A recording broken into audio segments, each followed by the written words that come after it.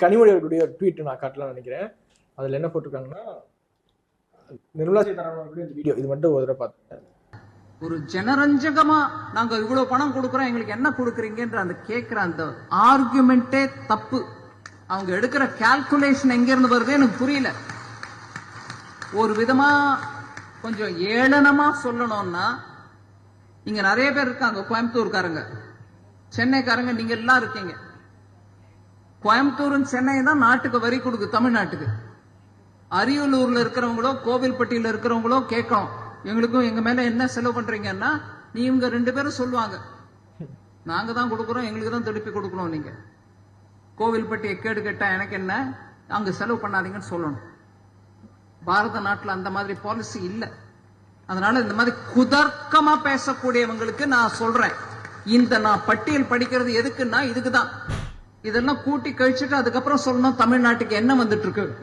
So இதுக்குதான் அவங்க என்ன போட்டிருக்காங்கன்னா, நீங்கள் தமிழ்நாட்டையும் தமிழ் மக்களையும் இல்லை அதுக்கப்புறம் மினிஸ்டர் ஒரு டேட்டா கொடுக்குறாங்கல்ல, ஓகே அதுதான் இம்பார்ட்டன்ட். பண்றதுக்கு இருந்தாலும் கொஞ்சம் லாங்குவேஜ் பாலிசி, டீலிமிட்டேஷன், இப்படியாக நம்மளோட திசை திருப்பறதுக்கு முயற்சி நிறைய நடக்குது மத்திய அரசின் மூலமாக.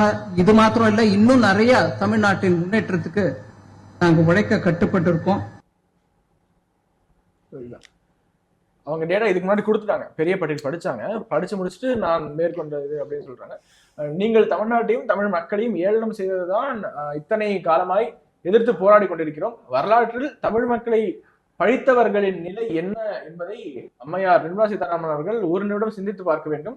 தமிழுக்காகவும் எங்களது உரிமைகளுக்காகவும் போராடுவது உங்களுக்கு ஏளத்திற்குரியதாக இருக்கிறதா? தமிழர்களை எள்ளி நகையாடும் உங்களுக்கு தமிழ்நாடு மக்கள் மறுபடியும் இதுல ஒரு வரி ரொம்ப ஒரு ஏற்றுக்கொள்ள வேண்டிய ஒரு வரி. தமிழையும் தமிழர்களையும் ஏளனம் செய்தவர்களை தமிழ் மக்கள் விட்டதே இல்லை. ஈவே ராமசாமி என்ன கீழ்கிறாங்க பார்த்தீங்களா? நான் ஏற்கனவே சொன்ன மாதிரி அவர் வாழ்ந்த காலத்துலேயும் அவருக்கு மரியாதை இல்லை. அவர் வாழ்ந்த காலத்தில் ஒரு போராட்டத்தெல்லாம் அவர் மேலே செருப்பு தான் வீசினாங்க. அவ்வளோ பெரிய லீடர் கிடையாது.